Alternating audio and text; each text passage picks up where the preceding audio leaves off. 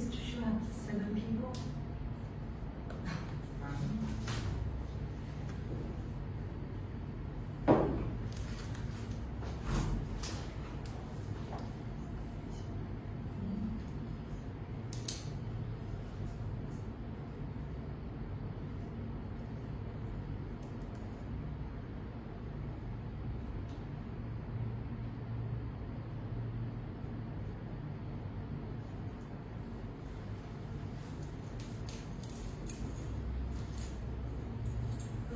Today, because the school always asks like recording for one class, so today's I need to record.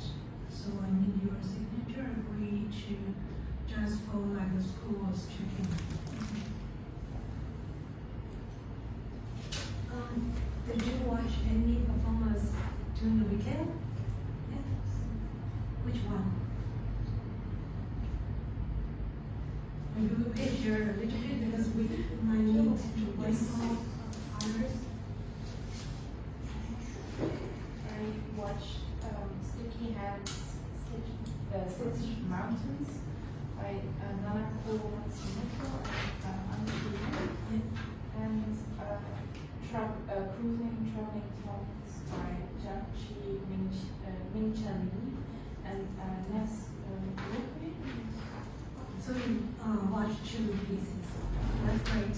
So I also watched the one the Anqi's piece. Yeah. And for Anqi, actually, she's from the visual art aspect. She's like her performance actually is more like body art or live art. And before it's only herself and perform something.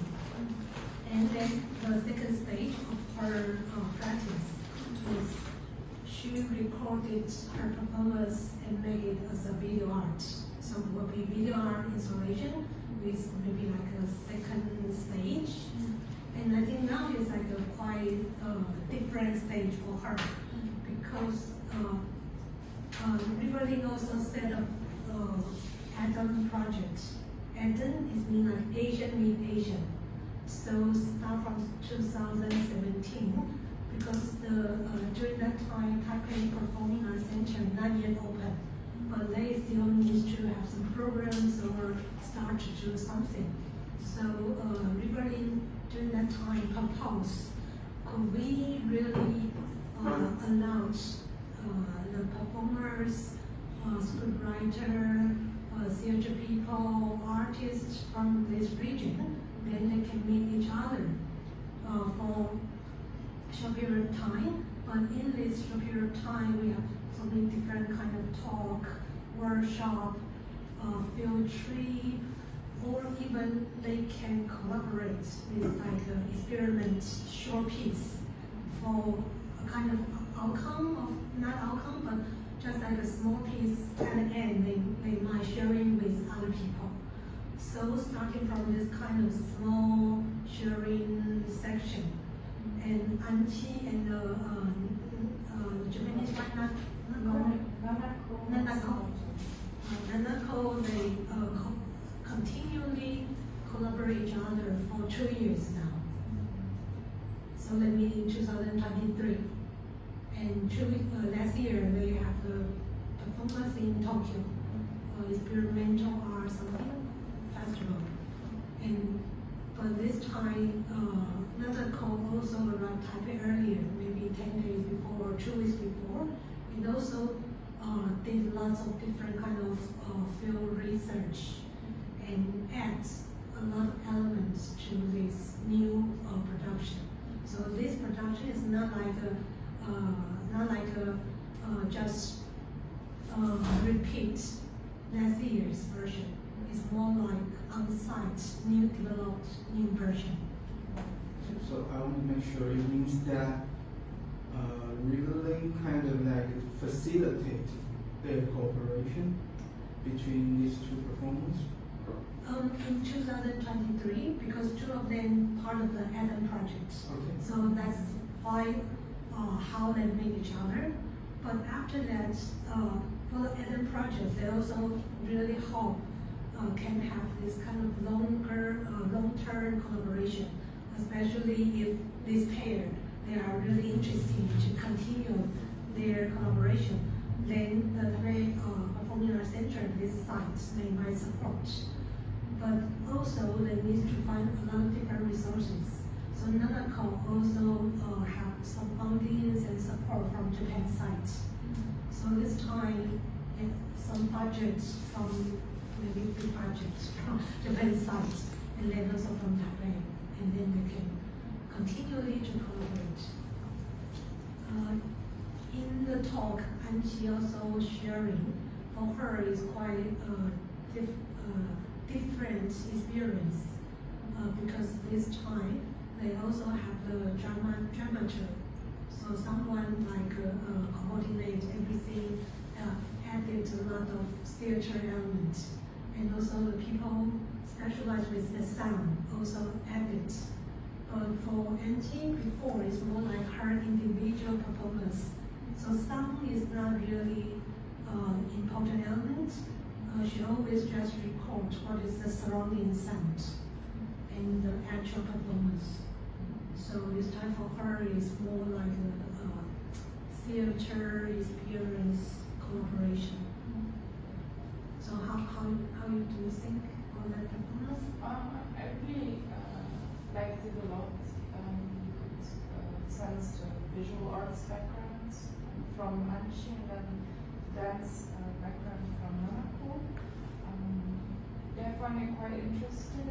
I'm not as familiar with like the cultural context on which it was based, but I could feel because they were trying to unify, or like it was about the connection between these folk tales and Japanese plays, and then the culture of Anqi, which is Ateo. And yeah, I find it quite interesting. I also really like the feminine elements of it, like yeah, bathing the vagina in the rice paper bath. Yeah, I find it quite interesting. I wanted to listen to the talk, but it was like all in Yeah. so yeah.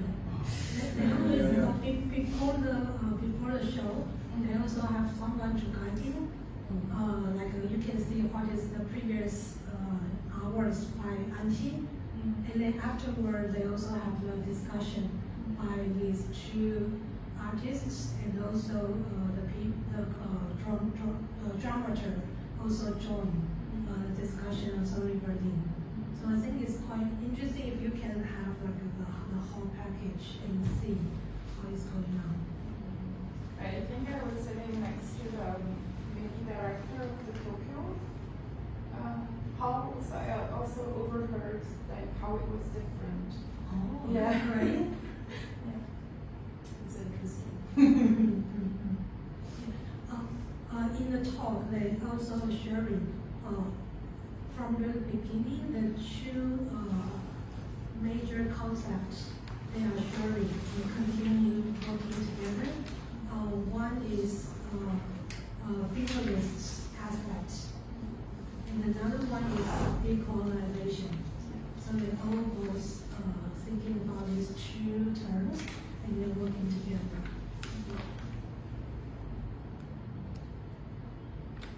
And also they really use the stage quite well, but actually that's not a traditional stage. It's more like a room, like a rehearsal room. But they really borrow the landscape from outside. So for audience, you can see the outside mountain first, but when the show starts, they close the curtain. So when the black curtain closing up, it's also a kind of process. Then you come into like how performance at the end is open again. So I think for certain aspect like a visual art, we really like this kind of visual impact and see how is the differences. But sometimes when you come into with like a theater setting, it's difficult to see the sound, the natural light from outside. So I think they really combine these two things together. So, Jixin, which one you much? We've been to the Beijing, the traveling tunnel. Us three, we've been to the same performance. Traveling with the can you eat something? It's like a first performance which have a really strong interaction with audience for me because I'm not really familiar with the performance. So for me that is really interesting is they combine like so many different cultural background artists and Filipino and Taiwanese and Korean, Japanese. But also like half Taiwanese, half Japanese. So for me, it's all they're talking about is include history, colonization, and so many things around this. But it's like I'm not going to give you a lecture. It's really you will really enjoy into that. It's like a group of colonial bodies is talking and cooking with each other. And because I can understand most of their language they use, so it's more interesting for me. It's like I'm really interested in the abstract sensation back of the every language. Like when I speak or thinking in Japanese, or when I speak or thinking Chinese or Taiwanese, is quite a different way of thinking. Then they just like use every language, like a Filipino artist. She use English and Japanese, like use it together. So that is quite interesting for me. And what they are talking is about food and the experience of taste. So the taste is like more behind the language. So because like she mentioned about there's a kind of fermented food called buru in Philippines. And also she found the same thing in Japan. It's like many years ago, like maybe 1,000 years ago, some Filipino maybe bring that food to Japan. And until now, she found it. It's like a totally different culture but connect with each other. Yes. They also translate to Mekong River to find that this way of making food is actually from there to Philippine and to Japan. The performance was also like quite humorous, but at the same time we also addressed like some serious topics like colonization and it's quite a migration history. So it was a really interesting way of mixing many elements. And I found one interesting is they have a narrative. It's used by AI talking, but it sounds weird because there's so many material in this performance while you and AI to like have a talking. On the whole, I found it's quite. I won't feel weird. Actually, it's like very makes sense because AI is speaking a specific tongue, like when AI is speaking.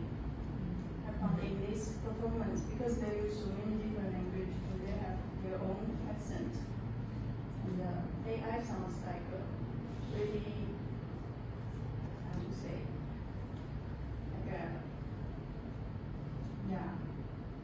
combine all things kind of response or reflection of every different cultural background.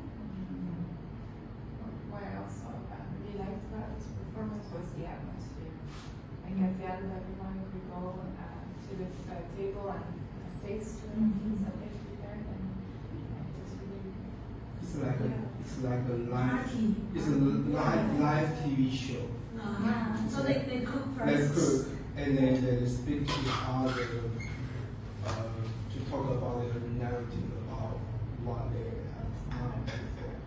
And during the show, sometimes you will switch to like a TV show, they will bring the food to the audience and ask the audience to say something about the cast. So how about the setting? The audience just sitting around Now we sit on one side. Yeah, on one side.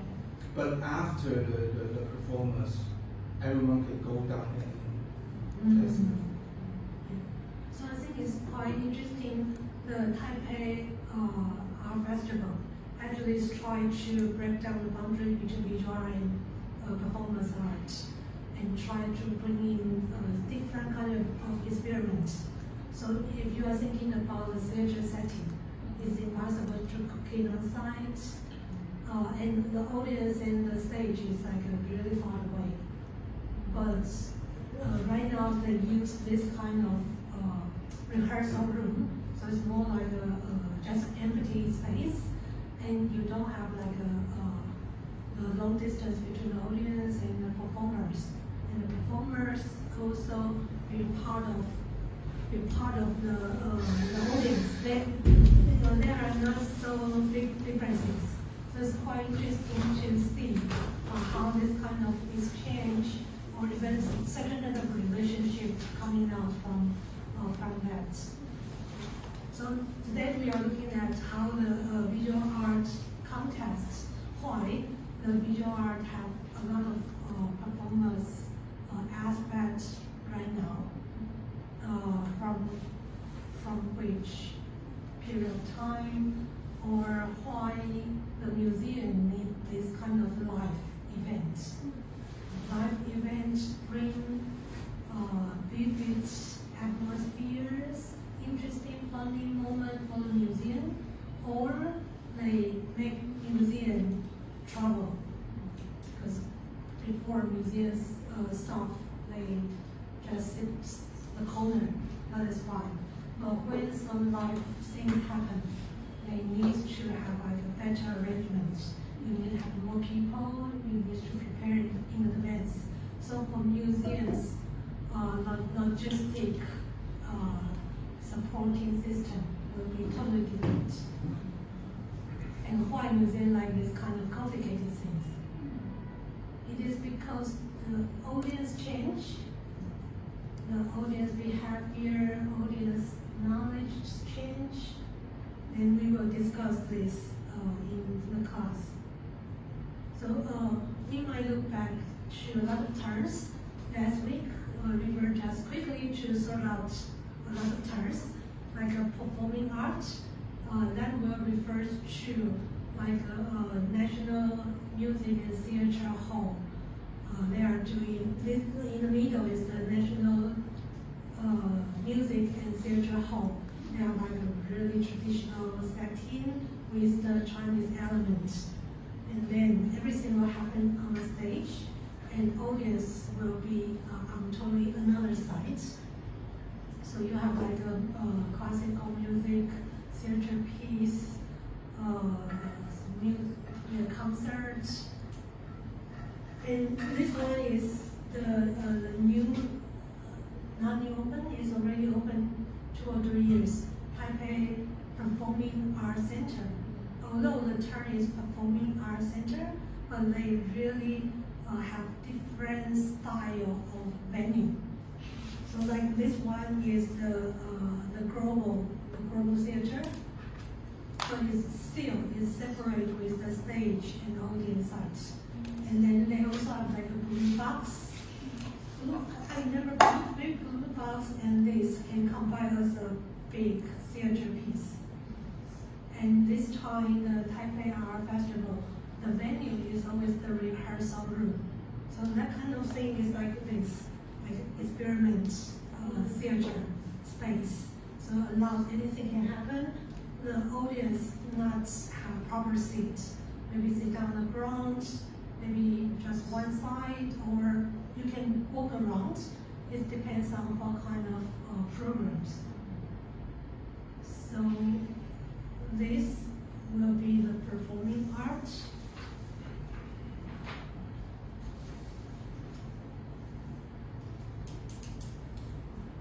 But from the visual art aspect, we are looking at performance art. but this term is also interchangeable with life art, body art, action art, and happening will be more specific for the 1950s, a group of people doing, or for us, it's also 50s, 60s, a group of people in Europe, happening in America. So later we will look at that in detail. And performers in contemporary art, that's the book title. So it's mean like they are not talking about performance art, but they want to talk about in the contemporary art field, but with this kind of performative aspect. We'll come back here.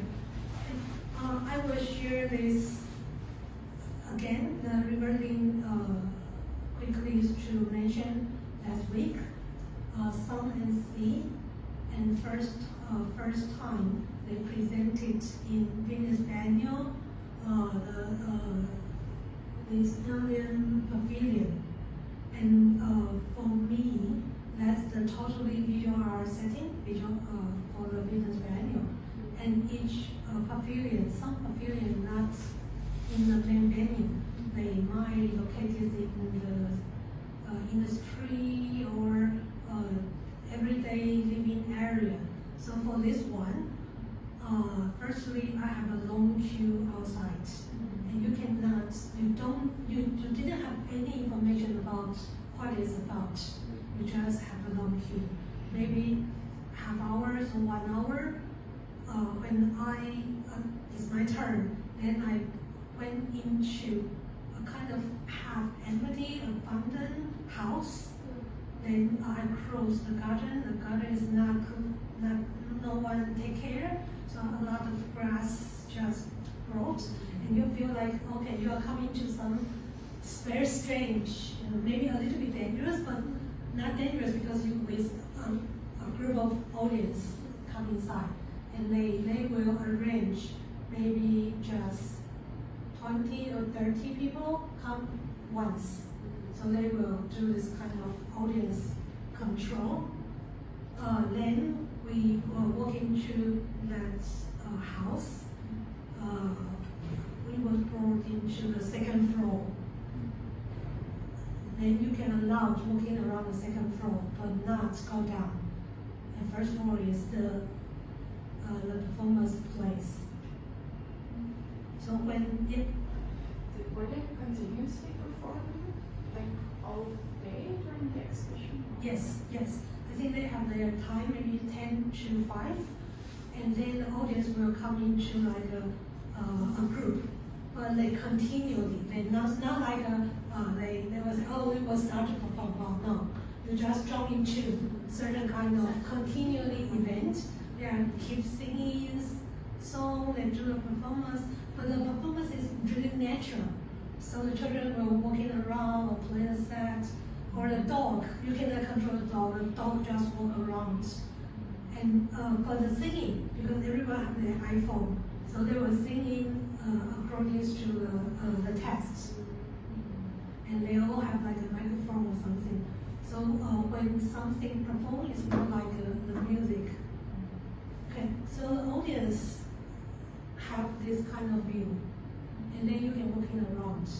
So it's more freely like a visual aspect. You will not be controlled, and then you can try to figure out what happened. So you might walk around from another angle to see what happened. So you will see maybe some performer will come out from another side to join. They will take turn, because you can imagine maybe one actor maybe just perform, I think 2 hours, 3 hours, a little bit longer. So they always will take turn. Just mean every minute when you jump in, the scene is totally different. And also everyone singing different tests, and you also can read some tests in the second floor. So when I read the tests, actually a lot of tests is like really interesting, but really everyday life. such as, oh, this is Sunday morning, my husband just passed away, the weather is so hot, this is a daily day or something like that. So it has a lot of humors, even some complaints, some really dark sides, but all related with that person's personal life, related with even someone talking about some pollutions or some climate change issue. So every singer, every actor will sing a totally different kind of context.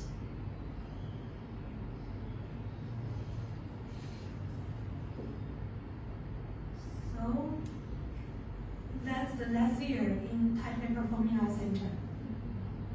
That space, I think, is the blue, maybe a blue box. So they set up this kind of stage. So it also allow you to watch this performance from the second floor. And I just figure out the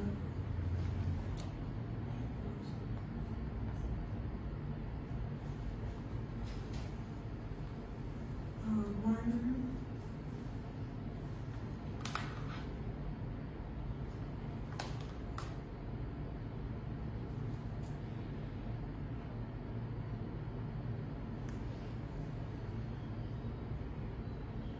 This is one of the curators' website. So from here you can see actually this piece has been traveling to many different venues, and in different venue might give you to a different kind of visiting experience. Some like an opera house, some like a theater piece, some like abundant venues.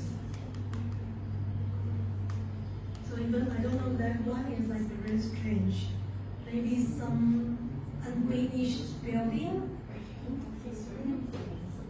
swimming pool. Yeah. Yes. Like an abandoned one. Mm.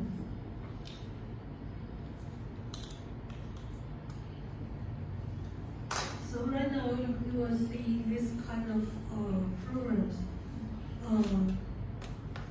try to break down all kind of boundary. They are not really following with the theater setting. They try the new way. Then they need to overcome lots of difficulties from different aspects. So if you are interested, you also can check all the traveling version.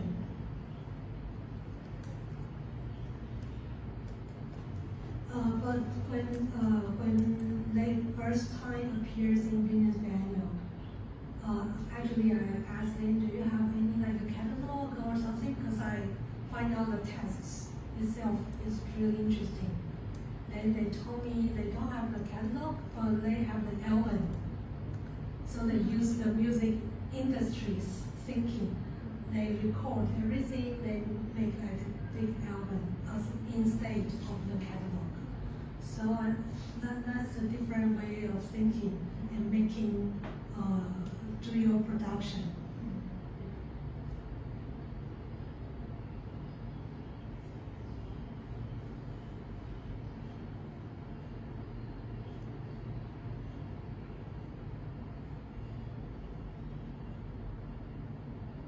So we can look at this in different kind of setting and thinking about what kind of elements in this kind of performance,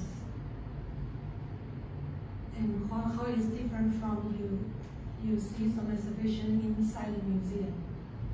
How it's different from the performance you might watch it in the theater setting.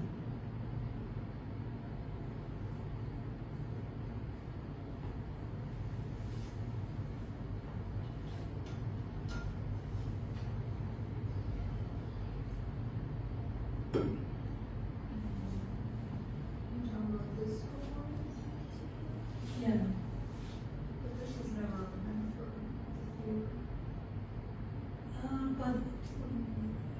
But later on, they present in some theater places.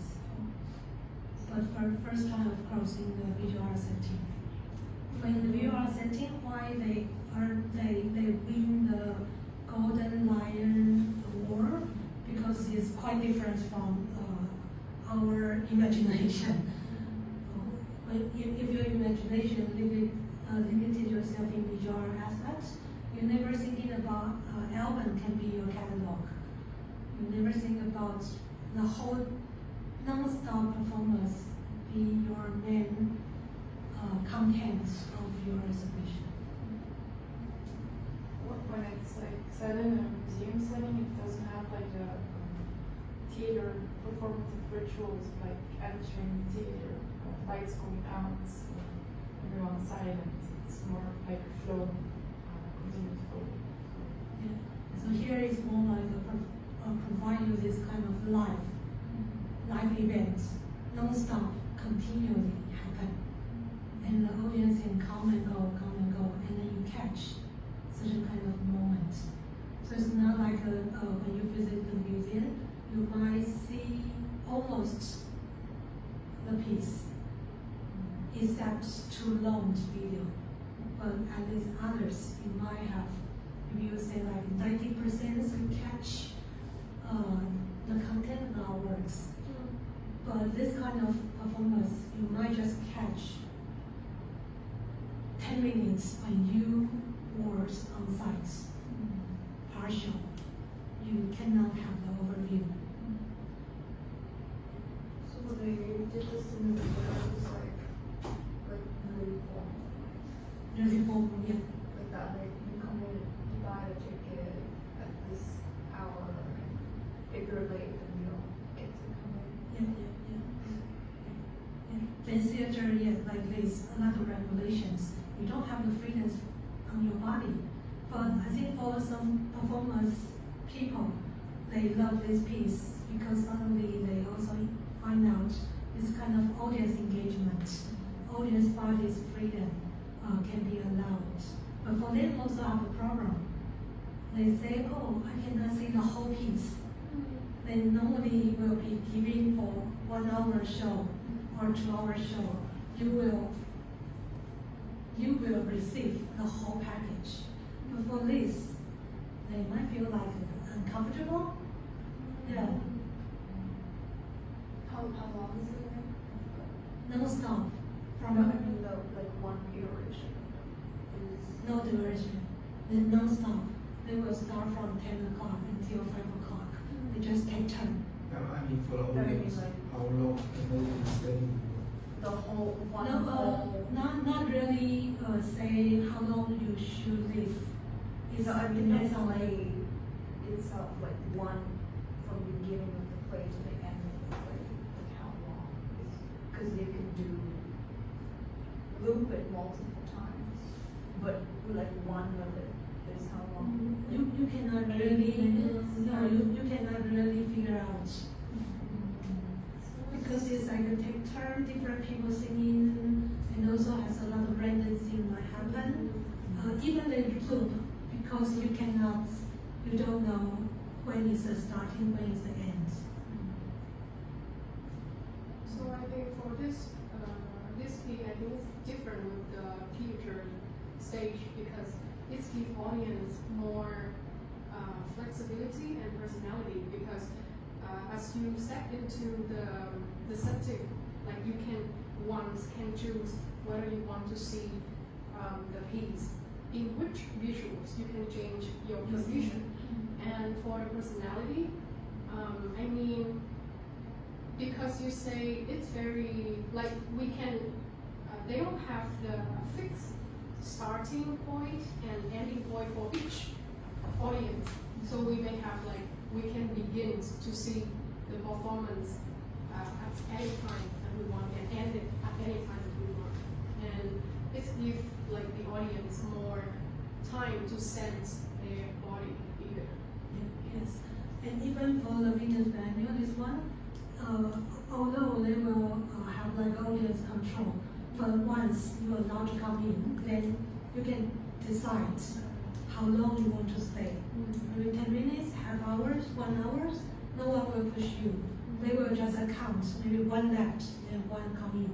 They will do this kind of quality control, not to profit. Yeah. Is any information about that? Yes, it says it runs for 60 minutes, like one run is 60 minutes.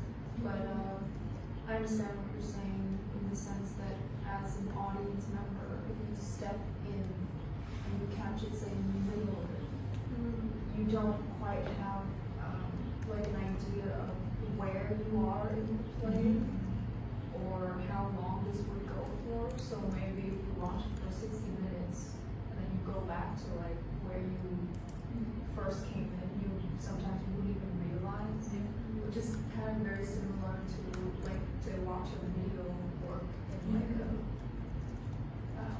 exhibition or a museum. Sometimes you just sit there and you're kind of like, I think this is the end, but then maybe it's not. When I visit, I never give any information, so I don't know how long it will take and what is inside, no any kind of information. So they try to give you a kind of supply, and this kind of supply also become like a really important element, allow you to remember, oh, that's really unique pieces, because I never have any expectation. And at the end, I received a lot.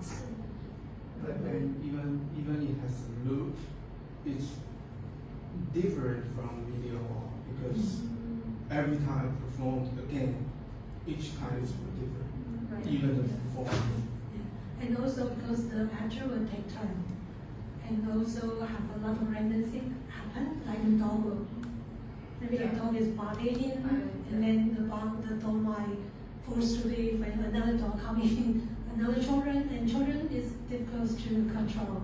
Yeah, children, a lot of children around it. So actually, it is no second is the same. It works for, I think, also the kind of narrative that they set up, where it's kind of fragmented, non-linear. Yeah. Where I'm trying to imagine this in the theater setting. Like, I feel like it would backfire a little bit because it was so like built for this kind of randomized, right? Because it works that you can catch parts of it, fragments of it, but each kind of fragment is a bit kind of a whole in itself. If you're just there to witness like maybe this bit of it, and you come away from it with a unique kind of understanding of it from watching just that part as opposed to some other part. So there's this kind of juxtaposition between, yes, you would never catch the whole thing, or it's very rare for you to realize like where it ends or where it begins, but there's some kind of merit in just being able to see just uniquely for you that one part, and like no two audience member next to each other will witness kind of the same thing. So I like that idea in the sense that it's facilitated in, Let's see which one is the museum. Maybe that one a little bit like a science museum, that kind of setting, but it's more like empty, huge space. And also for like a theater piece, they always have a narrative or some storyline or something. But for this one, it's more like, as you say, it's fragment. Because each actress, they have their own performance. Then one by one, or they have some interactive. I'm also really amazed with the logistics of this, because it must have involved a big group of people. Like, Yeah. I'm wondering now that it's like still ongoing, if they're using the same people or if it's changing all the time. Yeah. Okay. In terms of like people involved. Okay. For like visual arts, sometimes you have your directors, assistant directors, all kind of technicians, installation people. Maybe you say 20. Okay. It's okay size. But for this kind of piece, you can imagine how many people involved. Even just someone stand outside to like allow people to come in. He needs to take turn. Even I think the actors, he needs to take turn for like actors. Actors maybe I don't know how many of them, hundreds more. And then you need to make sure all the schedule is on. If someone It's a bit of like controlled chaos, which is Yes. like the hardest thing to Yeah. coordinate. Like, and make it seem happen. like, It's oh, it's smooth. random, but actually it takes a lot of planning. Really, because when actors they need to take turn, you need to calculate the time. Or if this actor suddenly has a problem, cannot arrive on time, how you make the scene still going on smoothly and not become like a stop in certain strange moments. It's actually in terms of logistics, you can imagine it's so huge production. So this part is really like a performing arts.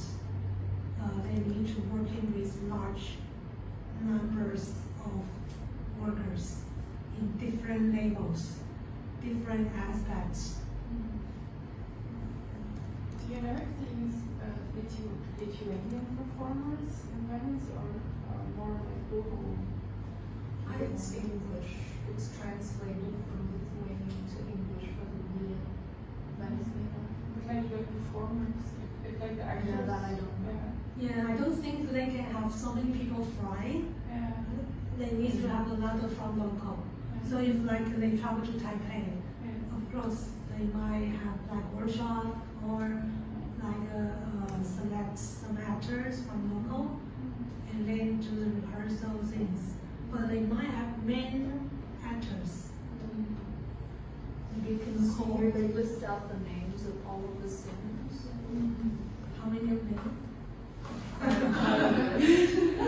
Quite a list, but Quite international. yeah, quite international. Yeah. You can guess by the name. Yeah. I do see some Lithuanian.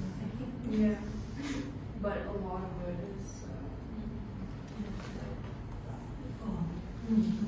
And also for like a traveling show, if you are thinking about like a museum as a package, some shower with like contemporary art in Southeast Asia. Okay, this package will traveling to different country.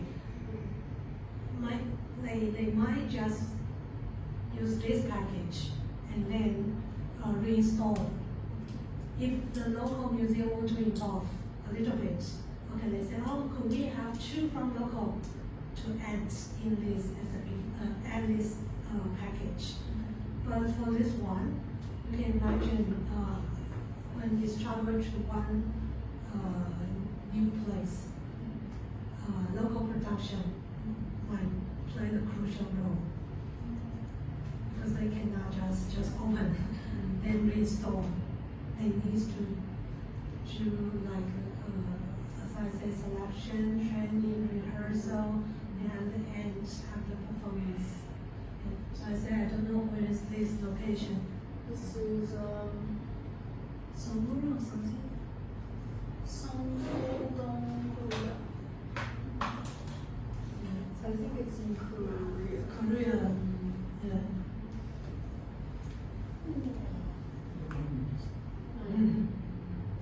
Yeah. Tambourines. They're doing kind of commercial work for this brand. And their tambourines and their ideas to put on this show, I suppose. Yeah, so they're quite famous and brands want to work with them. Okay.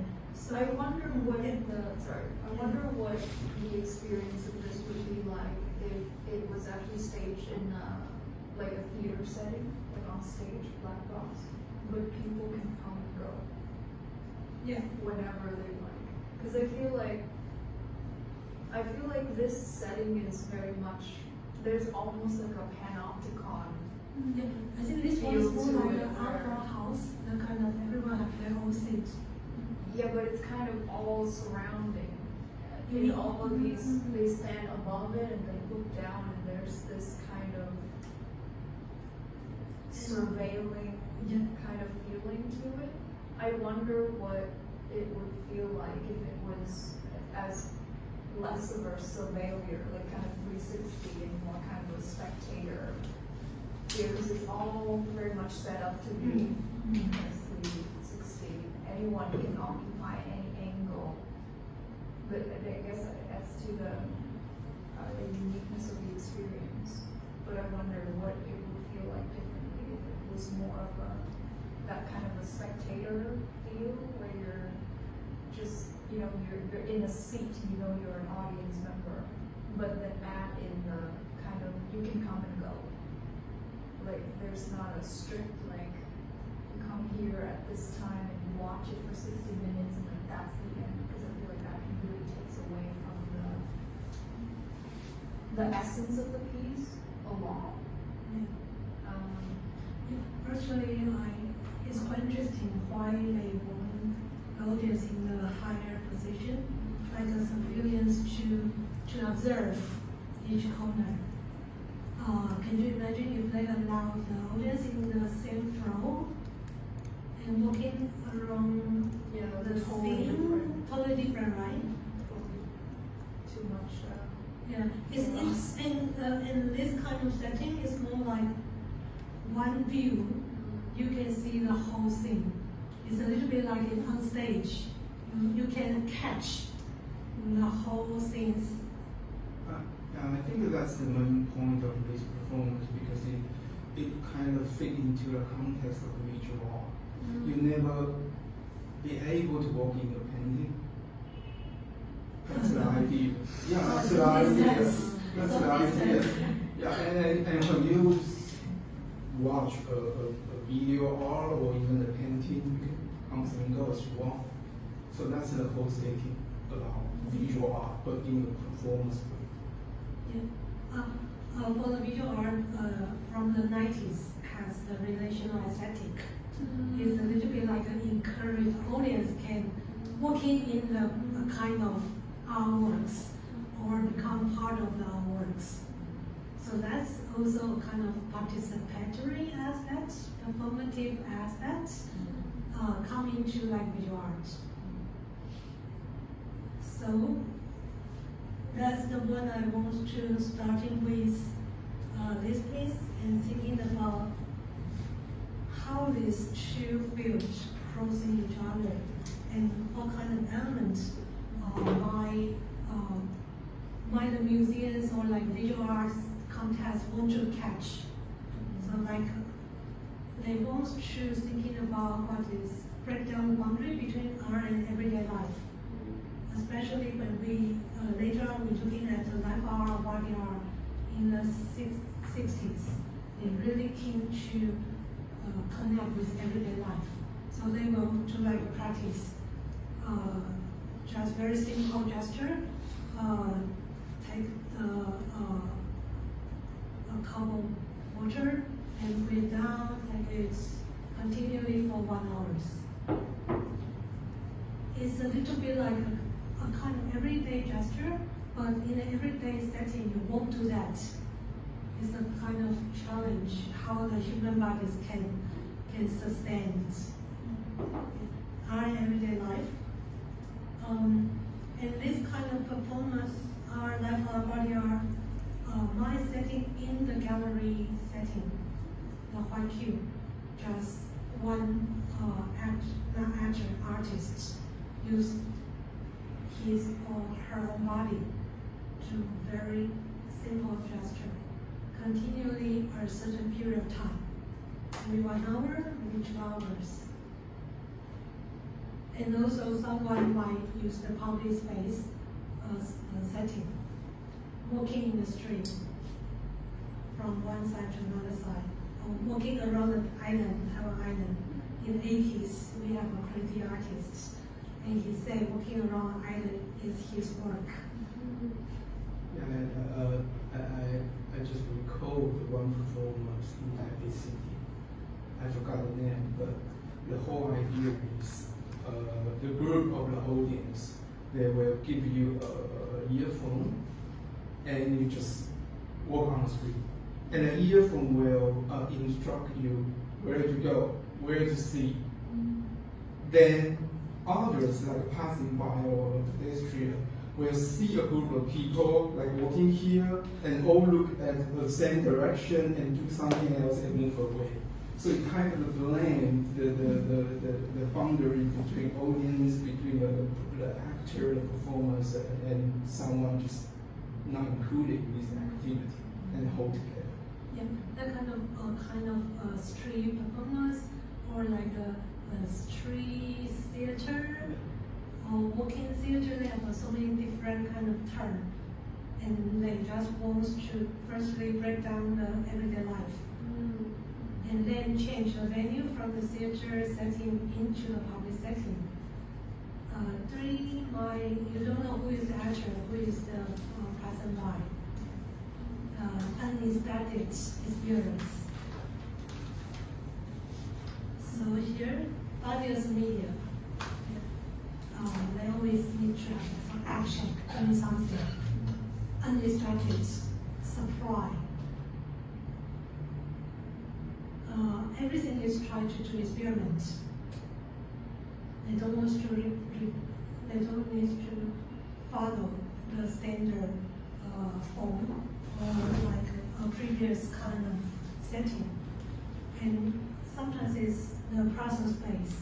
So time based is so important. For the painting or sculpture, the time is not about our works, it's more about the audience, how you spend your time with our works. But when you come to the performance, the duration becomes so important.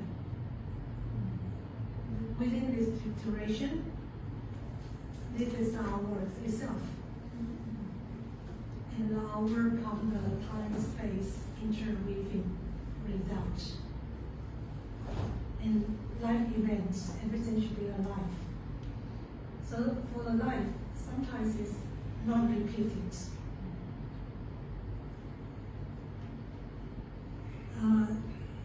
Because it's just happened once. So if we want to keep that moment, the only way is the videos or photo to the recording, or at the end, you represent as a kind of documentation. So that's also the problems when you're thinking about the life moment and the very still documentation. And how this kind of still representation represent the life moment. So that's the controversial issue between this. And a lot of artists, especially for their like body art, live art artists, they are against this kind of recording. They try to not be recorded, especially when it's coming to institutional critique. They don't want to become the object, become the object to be saved. So they want to do something unsavable, undocumented, not can be any kind of object. So the performance become a kind of gesture for certain artists if they really against with objects as a kind of market value only. They will take this kind of action. And also, actually, in certain country, performance art is always like really easy to sustain. What I mean is, when you're making art, you always need to spend lots of money. But if you use your own body, especially like in 1890s in Taiwan, artists not have any support. They use their body bodies to do a lot of practice. And I think right now in Southeast Asia, a lot of artists, a lot of performance artists especially use their bodies to present. Of course, your body is like a very low cost. Not reproduction, it's just your individual, your concept, your own people. You are the people.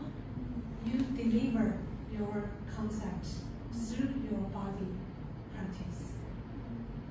So that's the performance. Yeah. I also think that sometimes it's harder because you don't have an object to sell after. So in my experience, performance artists seems to have harder to build their career when they're young. Yeah. Yeah. I mean, yeah, they have their own bodies, so they don't need to buy anything, but also it's harder for them to earn money with their. Yeah. So for our market logic, they always need some physical objects to be sold. But performance is really difficult. So on the one hand, artists might use the performance as kind of gesture to against this kind of capitalist system. But on the other hand, these artists might quite difficult to easy to survive. They always need to maybe take part-time with others and then continually their art practice. Especially for the visual art museums, they started interested with performance inside the museum. It's almost 2010, around that period. So before, the body art, live art, always be considered as a single artist performance, and through the photos or video as a representation. So for them, it's really difficult. So this one actually is the book published by Ted Martin, but it starts from the performance exhibition, and after now they might make a catalog, but not only the catalog, but invited lots of people to write. So this one is more thinking about performance in contemporary art, rather than performing art, rather than performance art, but see performance as a kind of way happening in the museum setting. So I think this one is always will be like a main reference when you're talking about performance in the museum. And another two is by Claire Bishop, participatory art. The artificial health, participatory art, and the politics of spectatorship. I think this book is really good to refer to 1920s, when Dada or Surrealism, they do a lot of experiments. They want to grab the audience into their works, or they try to have a lot of action in the street. They have a gallery in the cemetery. They do a lot of crazy things. And all this kind of crazy thing become like original, not original, but traced back as a kind of interesting participatory aspect in the visual art. And I think this book we always require you to read, because you also have the contemporary art history from 20, 60, 90s. And the one I just mentioned, relational aesthetic, is also the one really included the audience body, audience participation. And later on also have like a neutral public art or social engaged art. It's all about these different elements, but all combined with not only the objects. It's more about conversation, it's about the interaction, or sense of relationship, collaboration, doing something together. And we have the artificial house in the school's library. Yeah. If anybody wants to. Yeah, and I think CCC e-library has Yes. the Yes. Oh, yeah. yeah PDF. Yes. We just don't know. And choose one. Not yet. I just ordered our school Oh, will it just came buy. out this year. Yes, August. Because these summers when I search for the performance and live art, I find out, oh, that's great. Clippy shop continually to thinking about this issue. Oh, look, it's on. I don't think that the video. It's Need to buy. I think the school will do that very quick. We have the official recording. Oh my gosh. Delete. I'm not here. Oh, no, I didn't say anything. The e-library actually is a personal. The e-libraries, our note, we share our notes. Yeah, on it's book under and the for other personal students. account. Yes. Yeah, and actually, the Clippy shop is the art historian. Her first book actually is about installation art. So when you're thinking about installation art, it's different from sculpture, just one object. It's more about the surrounding. It's also included with how the audience view this setting. When you have like a beach setting in a museum, the audience might walk in, maybe lie down on the chairs to enjoy. So how you see this kind of installation, and through the installation, her research is coming to engagement, participatory, collaboration, and come to artificial health is more like how the visual art history, but with participatory practice. Then this older attention, how we look at art and performance today. Because as I said, after 2010, lots of museums keen to have performance live art become part of the exhibition. And Taiwan, of course, around 2009, Taiwan has a new building come out, and that new building is more like the whole floor. Is the open space, is no wall. So it's more like a performance space. And during that time, they have that the new building is more thinking about the public program. So workshop. Then, of course, the performance will be like a really good way to attract attention from the audience, and even the audience can really engage with the program. So it's different from their main building, has a lot of painting and sculpture. People only can view them from certain kind of distance. So I think because of that museum setting, you have different kind of space. You require different kind of program. You have different thinking. Then audience become really big concern in the museum system.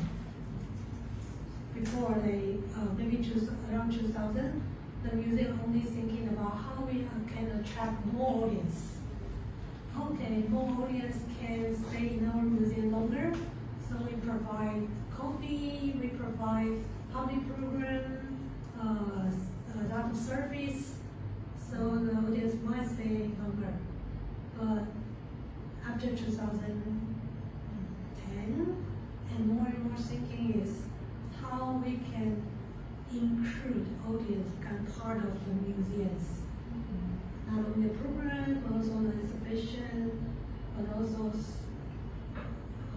part of the facility, but part of the museum's ecosystems.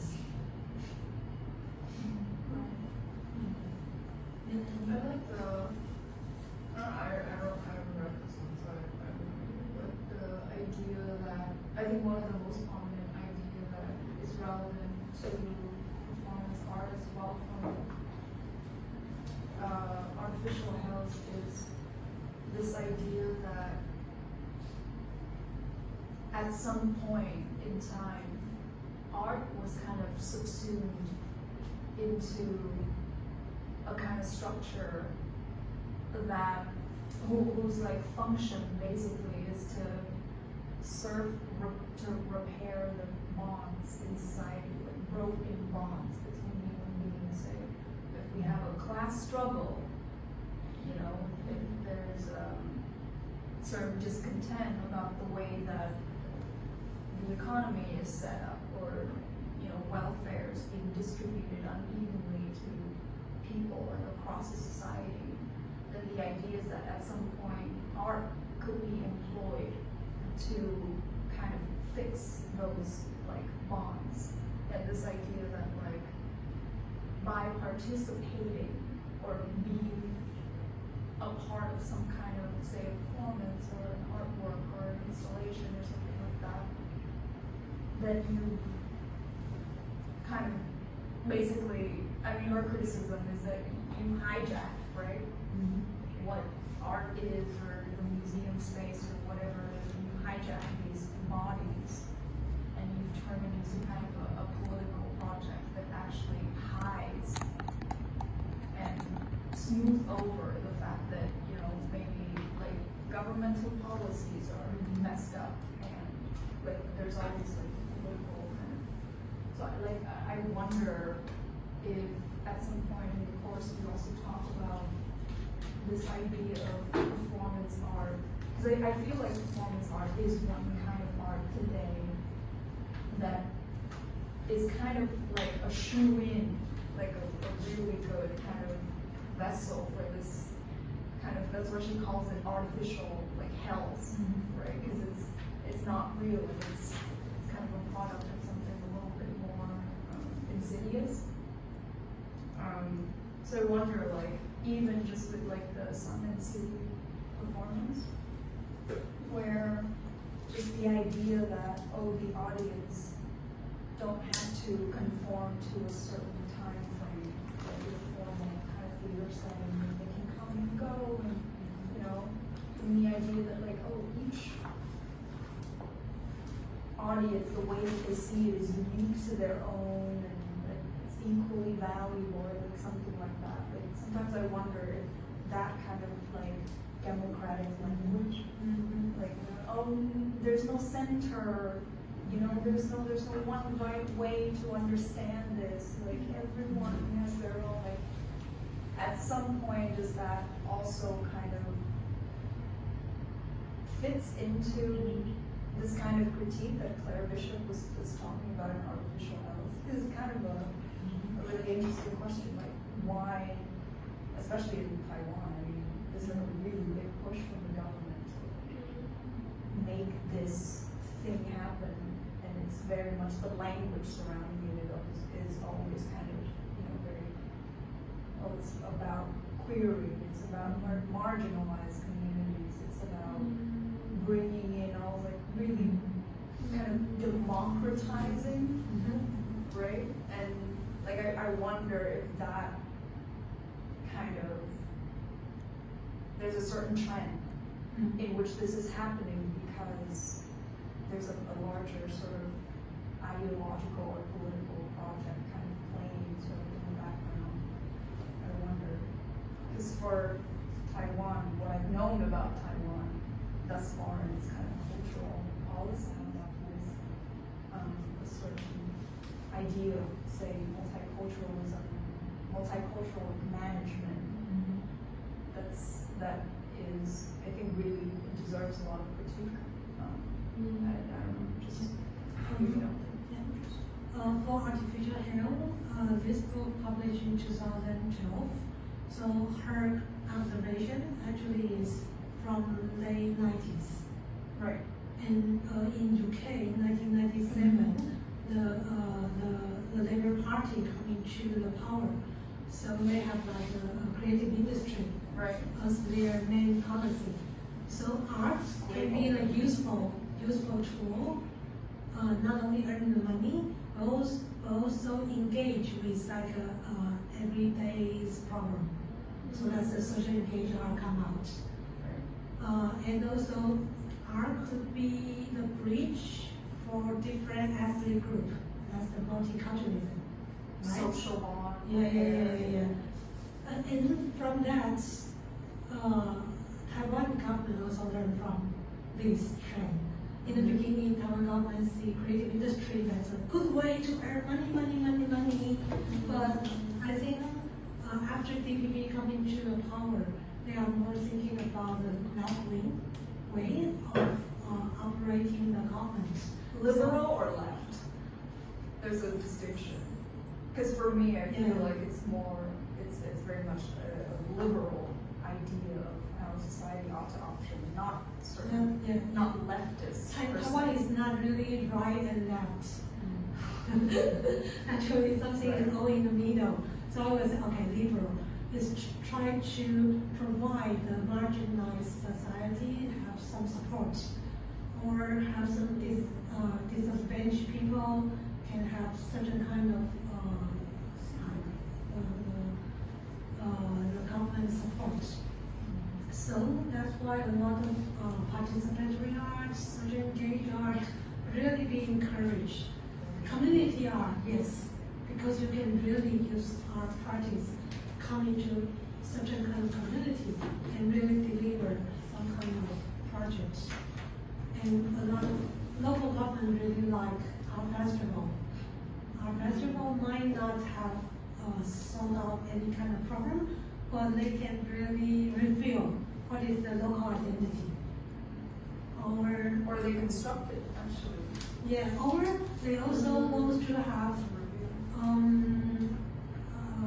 increase more job vacancy in some local place. So if you have some event happen, of course, young people can come home, they can have they can have like a proper, maybe not a long-term proper job, but at least certain periods of time can involve with that. So I will say yes, Taiwan is following with the UK's system, but really all combined with different countries' policy.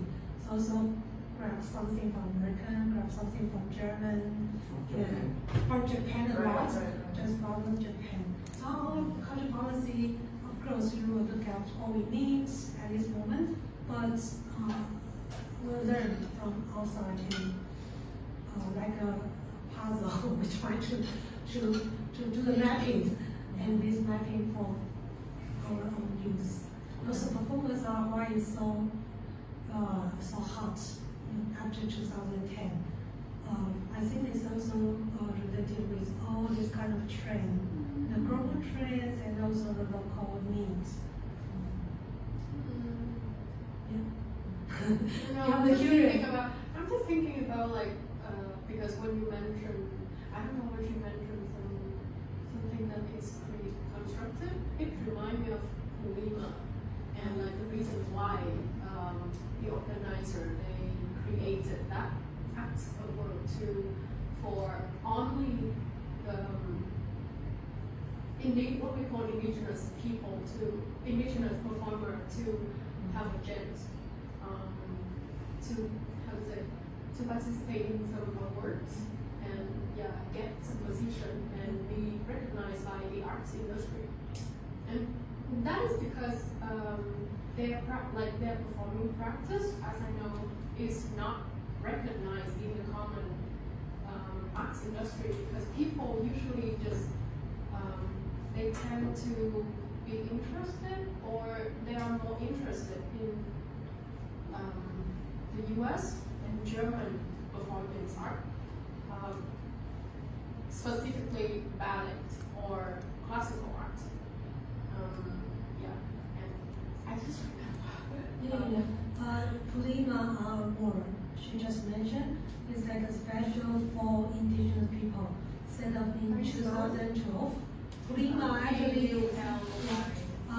in Taiwan, it means multi-hands. So they always select the visual artists and also performance artists. But actually for like indigenous arts, you cannot divide it these two. Everything is happened at once. In the regional, they perform, they also have like the installation, setting, environment, singing. So when you come into the indigenous arts, it's difficult to identify which part is the video, which part is the performance. All combined together. And this one, of course, is the policy. Because indigenous arts are not really recognized by the mainstream art practice. So it needs to have one systems to protect. So from 2012 until now, you can see the outcome. Now has a lot of great indigenous artists become like a global artists and presented in many different annuals or triennials. And more and more and more. Because now my research funding, I applied for the research funding, and that one is about how the Taiwanese indigenous artists performed in the global stage, and how this kind of global stage see them, locate them in the right or not right context. So that one is also thinking about ethical group and how you support this ethical group. And in Taiwan also has Haga Council, also really put efforts to support Haga culture. So like multiculturalism. Yeah. And also related with democracy. Yes. Everyone should have their right, should be supported, and to have freely express themselves in certain kind of context. If you're interested in this topic, it's wonderful. Like, so another time. Yeah, sure. It's in the new English guide to Taiwanese indigenous people. I think she lays down the history quite well in terms of policies in the exhibition